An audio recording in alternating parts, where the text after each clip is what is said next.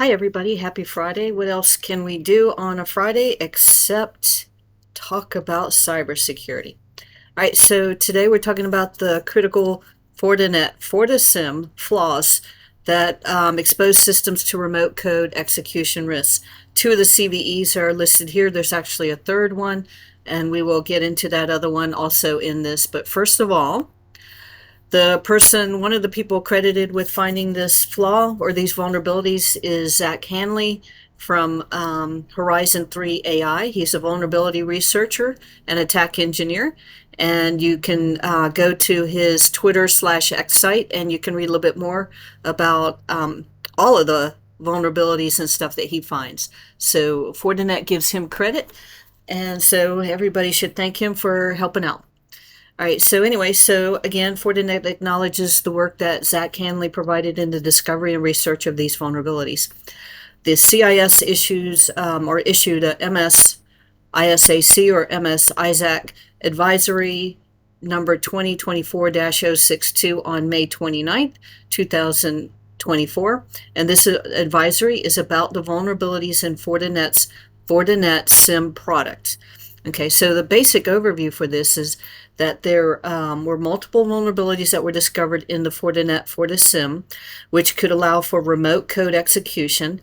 FortiSIEM is a multi-tenant SIEM that offers real-time infrastructure and user awareness for precise threat detection, analysis, and reporting. Successful exploitation could allow for remote code execution in the context of the affected service account. So depending on those privileges that are associated with that service account, an attacker could then install programs, view stuff, change stuff, and delete data, or create new accounts with full user rights and even go a little bit more hog wild. So service accounts that are configured to have fewer user rights on the system could be less impacted than those who operate with administrative user rights. So that's a small, subtle comment that says, hey, don't give people full rights or service accounts full rights if you don't need to. It will protect you in the long run. All right, so anyway, continuing with the summary, there are a couple proof of concept exploits associated, and they are CVE 2024-23108, CV 2024-23109, CV 2023-34992. And then if you go to the MITRE ATT&CK site, you'll discover the information about the tactics and techniques associated with this. The tactics TA0041, the technique is T1059, which is a command and scripting interpreter, and we will go to the MITRE ATT&CK site, but not quite yet. All right, so we're going to go through some terms in a minute, but we're going to go ahead and go to some of these sites first. All right, so this is the FortiGuard lab site, and this does the same thing that the MS-ISAC site mentioned. It talks about the command injection problem, and so this one actually says it's multiple remote unauthenticated OS command injection. So it's talking about the operating system here. And so the summary is multiple improper neutralization of special elements used in an OS command vulnerability, CWE 78, in FortiSIEM supervisor may allow a remote unauthenticated attacker to execute unauthorized commands via crafted API requests. And so it goes into which products are affected. And so if you take the shortcut, go to the bottom, it's 6.4.0, and then it ranges up to 7.1.1.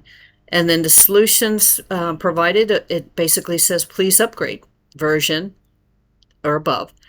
Please upgrade FortiSIEM version 703 or above. So acknowledgement, Fortinet is pleased to thank security researcher Zach Hanley of Horizon 3 AI for discovering and reporting this. And then here's the timeline. The initial publication was 2023, and then they updated it with 2 variants in January 2024. And if you go over here to the right, they give you a little bit more information, and you can see it's a critical level. It's 9.7. The impact is execute unauthorized code or commands. It mentions the CVEs one more time, and then you can download the CVRF. So this is the FortiGuard.com site, and you can find us easily. And again, one more time, thanks to Zach Hanley for his research and investigation. All right, so here's the actual MS-ISAC advisory number, 2024-062, and it goes through the same thing that you just read on the Fortinet site. It talks about open source reports have stated that proof of concept exploits are available for the CVEs that we just mentioned. It tells you which versions are affected. And then down here, it tells you about the risk. So the risk for the government, for large and medium-sized government entities, is high. For small governments, medium. Businesses, large and medium. Entities, high. Small business entities, medium. And then home users, low. It provides a technical summary, which is what we mentioned earlier. It talks about the tactic, which is an execution, TA0041. Talks about the technique, the command and scripting interpreter. And these come into play if you go to the MITRE ATT&CK site. Recommendations. So the recommendations are very deep. And so I'll just read the first sentence from each one. Apply appropriate patches. Always patch, patch, patch, right? Restrict use of certain websites, block downloads, attachments, block JavaScript, restrict browser extensions, etc. Safeguard. Safeguard have an allow list. Apply the principle of least privilege to all systems and services. This goes back to if someone has more privileges than they need and you are attacked, this may be a way for the bad guy to come in and get a little bit further. Block execution of code on a system through application control and/or script blocking.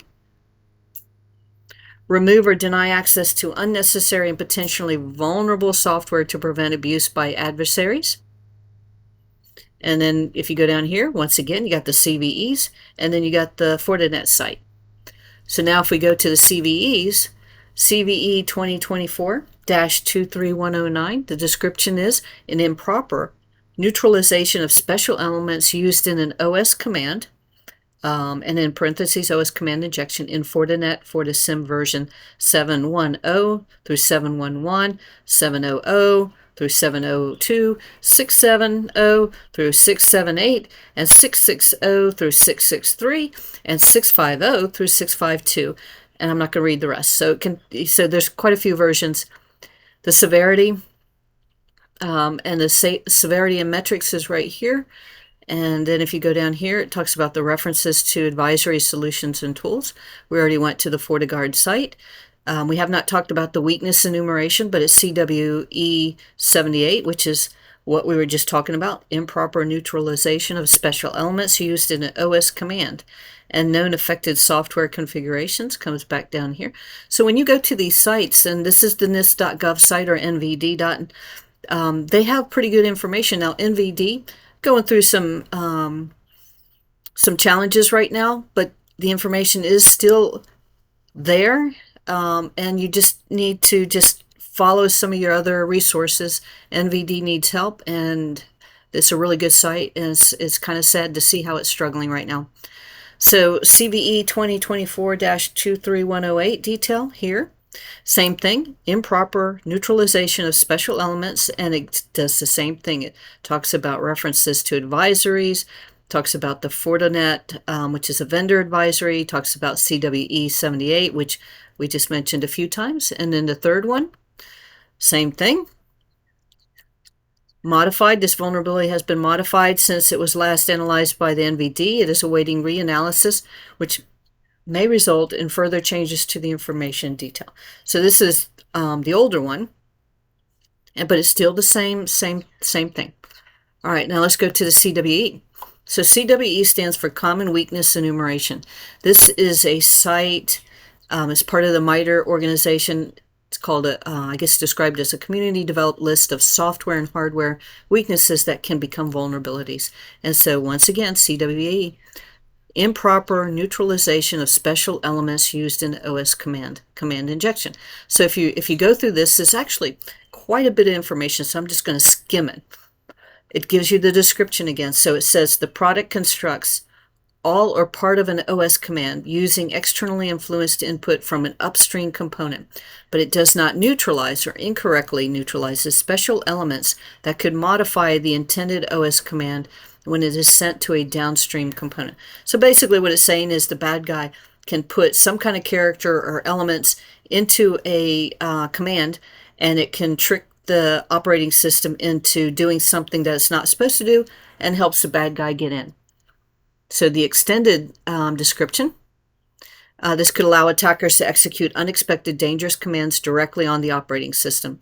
This weakness can lead to a vulnerability in environments in which the attacker does not have direct access to the operating system, such as in web applications. Alternately, if the weakness occurs in a privileged program, it could allow the attacker to specify commands that normally would not be accessible, or to call alternate commands with privilege that the attacker is not supposed to have. The problem is exacerbated if the compromised process does not follow the principle of least privilege. So we talked about that earlier too. Don't give people or accounts more privileges than they need to do their job, because the attacker controlled commands may run with special system privileges that increase the amount of damage. All right. Alternate terms, instead of command injection, is shell injection and shell meta characters. Okay, so the relationships. So when you click on these, you can pull down more information. And so the relationships basically are kind of how it's related to other things. So if you're not sure what a relationship is or the definition of something, when you're in here, you can just hover over the little I and it tells you what it is.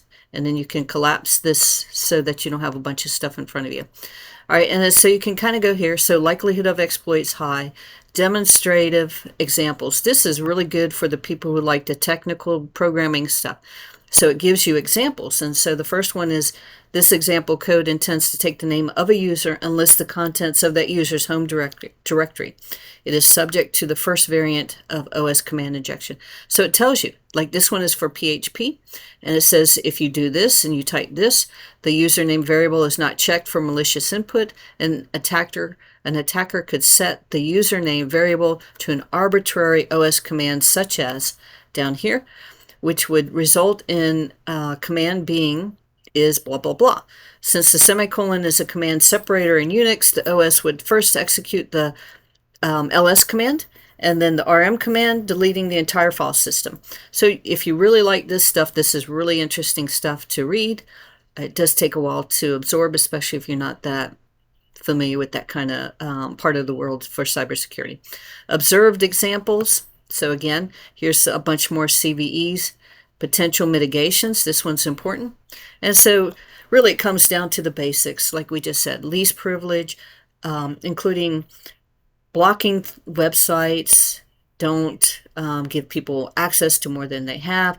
Use sandboxes, or here it calls jail. Attack service reduction for any data that will be used to generate a command to be executed. Keep as much of the data out of the external control as much as possible. Talks about the architecture and design. Architecture and design talks about the libraries. Talks about outcoding, which is under the implementation. So you could really get into this and read it. It is a lot to absorb, and it can be very interesting, again, if you really want to dig deep into this kind of stuff. Now, detection methods. So if you go down here, it talks about automated static analysis, talks about automated dynamic analysis, talks about manual static analysis, talks about automated static analysis for binary or byte code. Again, lots of stuff, plenty of stuff to read if you want to go down this kind of rabbit hole. Memberships, vulnerability mapping notes, references. Always go to the references at least once or twice and see if you can't find something that you want to read that will give you a little bit more information. And then let's go to MITRE. So this was the technique, and the technique I think was T1059, and there's a bunch of sub-techniques in here. And so sub-techniques 10. So command and scripting interpreter.